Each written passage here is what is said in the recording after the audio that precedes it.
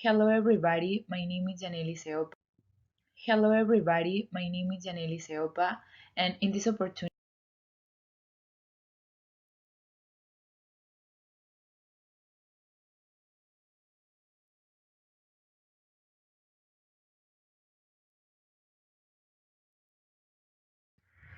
the problem is Egypt has economic problems, so they don't have the necessary resources to provide a good education. This problem affects more children since, in some cases, some don't have basic education. In the next slide, I'm going to show you some stats. As you can see from the first chart about how many young people have education, we can say that in recent years education in Egypt has been declining. Egypt has a literacy rate of 71.17%, and if we look at the second chart, we can see that women still have difficulties to receive the same education as a man. Now, Graciela is going to talk about the causes. My name is Graciela. Continue with the presentation. I am going to speak about causes the lack of education in Egypt. The most important cause is poverty.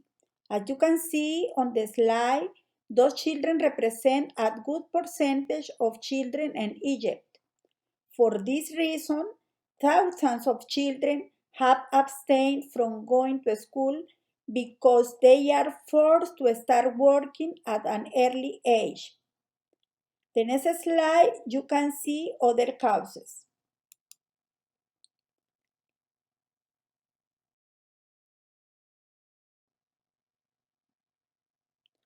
Location prevents children from attending school. Why? Because they don't have any access to transportation.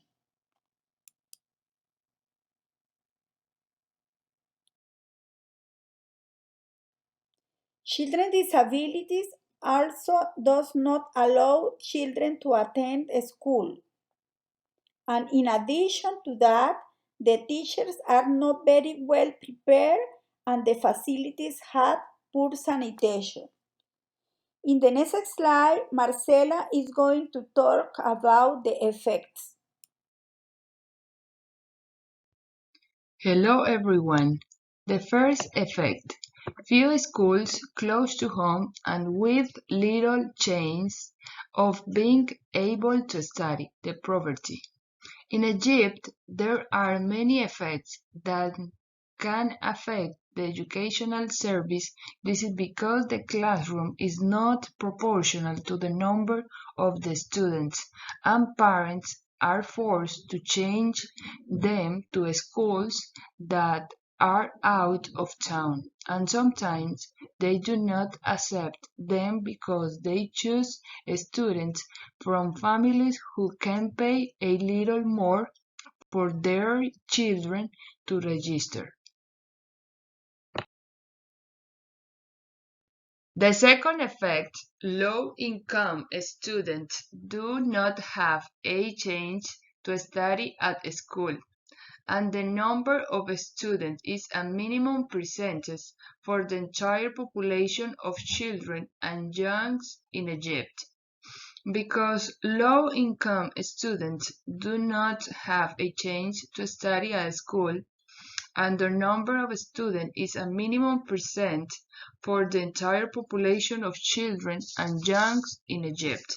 Because low-income families want to send their children to public school, but higher tuition is low. That does not mean it is affordable, and in addition school supplies are regularly out of reach, so the parents prefer that their children work and not study. In these statistics, approximately 11.6 million children go to primary education, and the total number of children in Egypt is almost 33.1 million. If we compare with secondary education, only 1.7 million students go to a secondary school, almost a total of 18.5 million jobs in Egypt. The third effect, the lack of resources for technology. We are in the age of technology, and it is basic for good education, but learning environments with few resources make the practice of teaching inadequate. In this case, the lack of resources for technology can limit students from learning and maintain gaps that affect the educational system. I finally, and then Carolina talks to them about the solution. Thank you. Carolina Medina, I am going to talk about possible solutions. I am continuing the presentation. How the government of Egypt combat poverty, promoting free equal access to equality education, supporting Egypt's overall education policies goals with the money for education and action with the help of the Minister of Education and community groups to the improvement of education for children in Egypt. You can see the first picture. They are inequality and that exists between the Egyptian population in the big buildings, and next to they are many houses in extreme poverty. Creating project for free access to education to Egypt's most vulnerable children to attend a school. Who held them? The government from Egypt has major responsibility. And this organization joined with the government, help for to collect money to help reduce the percentage of children that do not attend school. The UNICEF promoting the rights of children to access education without discrimination. And UNESCO promoting Project Quality Education for Sustainable Development.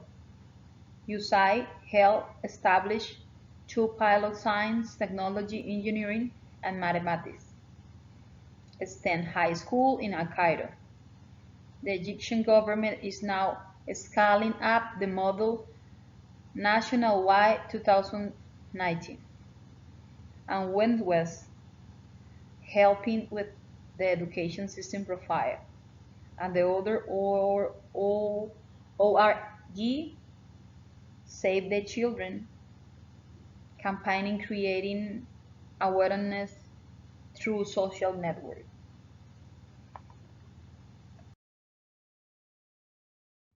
There are many ways for possible solution about this problem. But the principal problem with this situation is the poverty. And you can see this picture. You can see the first one is a girl is herding chips in the Abu symbol. And the other one is a boy is fishing on the Nile River. You can see the children must to be studying, not working. But the situation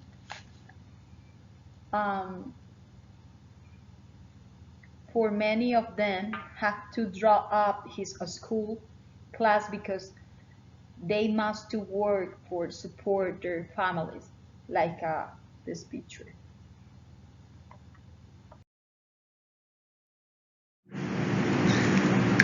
Hello, my name is Marvin, and I'm going to talk about the actions. The first one will be creating a students club in Miami-Dade College to collect money in our community to help the poor children of Egypt attend school. Looking at the best non-profit organization around the USA that help poor children from Egypt. get money for better life and education.